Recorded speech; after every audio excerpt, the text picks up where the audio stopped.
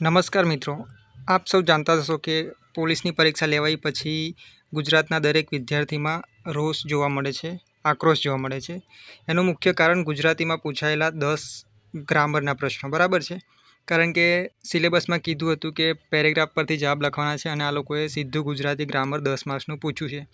તો એને લઈને છોટાઉદેપુર જિલ્લાના કેટલાક વિદ્યાર્થીઓએ આવેદનપત્ર આપ્યું છે અને એમાં લખ્યું છે કે જે આ 10 પ્રશ્નો છે એ સિલેબસ બહારના છે અને આ પ્રશ્ન રદ થવા જોઈએ અથવા તો એનો ગ્રેસ માર્ક મળવો જોઈએ બરાબર. એટલે છોટાઉદેપુર જિલ્લાના કવાડ તાલુકાના જે મામલતદાર કચેરી છે તેમાં આ દેખાય છે આપણા ફોટોમાં કે ઘણા સ્ટુડન્ટ્સ ભેગા થઈ અને મતલબમાં આવેદનપત્ર આપ્યું છે અને એમાં સ્પષ્ટ લખ્યું છે કે આ 10 પ્રશ્નો વિશે કંઈક ચર્ચા કરવામાં આવે.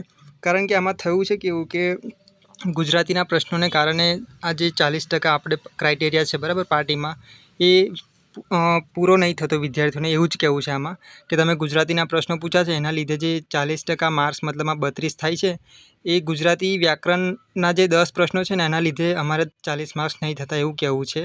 આમાં અહીંયા લખેલું જ છે.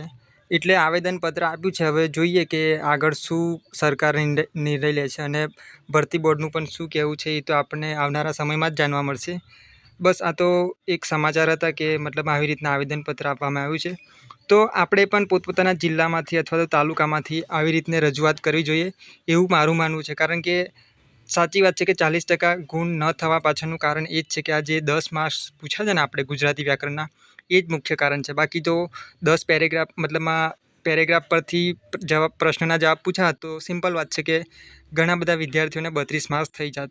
પરંતુ આ ગુજરાતીના પ્રશ્નો પૂછી અને આ લોકોએ બહુ શું કહેવાય કે કન્ડિશન ખરાબ કરી નાખી છે. તો આવું મારું માનવું છે કે દરેક વિદ્યાર્થી મતલબમાં પોતપોતાના તાલુકા અથવા જિલ્લા કક્ષાએ જે બી આવી મામલતદાર કચેરી હોય ત્યાં લેખિતમાં રજૂઆત કરવી જોઈએ. ધન્યવાદ.